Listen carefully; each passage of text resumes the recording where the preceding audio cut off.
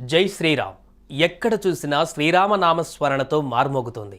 ఇక శ్రీరాముడి పుట్టినరోజు వేడుకలు పురస్కరించుకొని అయోధ్య అంతా సర్వాంగ సుందరంగా ముస్తాబైంది. అయోధ్యలో రామమందిర నిర్మాణం, రామ్లల్లా ప్రతిష్టాపన తర్వాత ఇదే మొదటి రామనవమి కావడంతో ఇక్కడ ప్రత్యేక సన్నాహాలు జరిగాయి. అయోధ్యలో అద్భుత దృశ్యం ఆవిష్కృతమైంది. సరిగ్గా 12 గంటలకు బాలరాముడి నుదుటిపై సూర్య తిలకం దేదీప్యమానంగా వెలిగిపోయింది.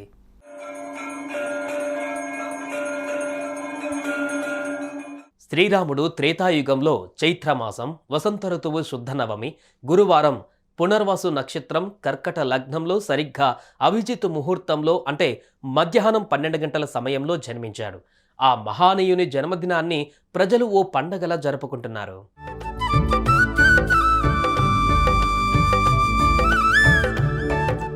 శ్రీరాముడి పుట్టినరోజును పురస్కరించుకొని అయోధ్య అంతా సర్వాంగ సుందరంగా ముస్తాబైంది. ఎన్నేళ్లైనా చెక్కు చెదరని కళాఖండంలా నిర్మించిన అయోధ్య ఆలయంలో అడుగడుగున ప్రత్యేకతలే దర్శనమిస్తున్నాయి. అందులో ఒకటి సూర్య తిలకం. శ్రీరాముడు జన్మించిన సమయానికి సూర్య తిలకం బాలరాముడి నుదుటిపై దేదీప్యమానంగా వెలిగిపోయేలా ప్రత్యేక ఏర్పాట్లు చేశారు. ఇందుకోసం గర్భగుడిలో ప్రత్యేక టెక్నాలజీ రూపొందించారు.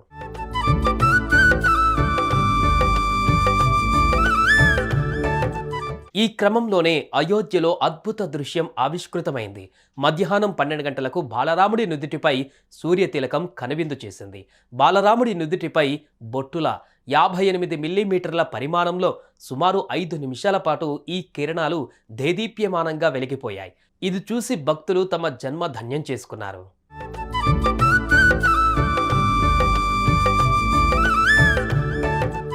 అయితే ఈ సూర్యకిరణాలు రామచంద్రుడి నుదిటిపై ప్రసరించేలా కటకాలు, అద్దాలు, గేర్ బాక్సులు, గొట్టాలను ఏర్పాటు చేశారు.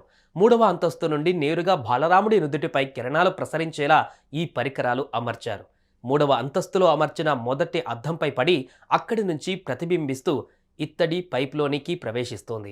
ఆ తర్వాత ఇది ఇత్తడి పైప్లో అమర్చబడిన 2వ అద్దాన్ని తాకి 90 డిగ్రీల వద్ద మళ్లీ ప్రతిబింబిస్తోంది. ఆ తర్వాత ఇత్తడి పైపు గుండా వెళుతున్నప్పుడు ఈ కిరణము 3 వేరువేరు లెన్సుల గుండా ప్రవహించి పొడవైన పైపు ద్వారా గర్భగుడి చివర అమర్చిన అద్దాన్ని తాకుతోంది. అలా వచ్చిన కిరణాలు నేరుగా బాలరాముడి నుదుటిపై పడి ప్రకాశిస్తున్నాయి.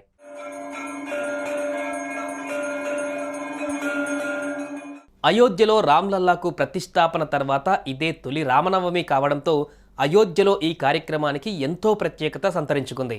ఇక రామ్లల్లా దర్శనం కోసం అయోధ్యకు భారీగా భక్తులు తరలివచ్చి భక్తులు బాలరాముడి నుదుటిపై సూర్యతిలకం ఆవిష్కృతమైన దృశ్యాన్ని కనువిందుగా తిలకించారు.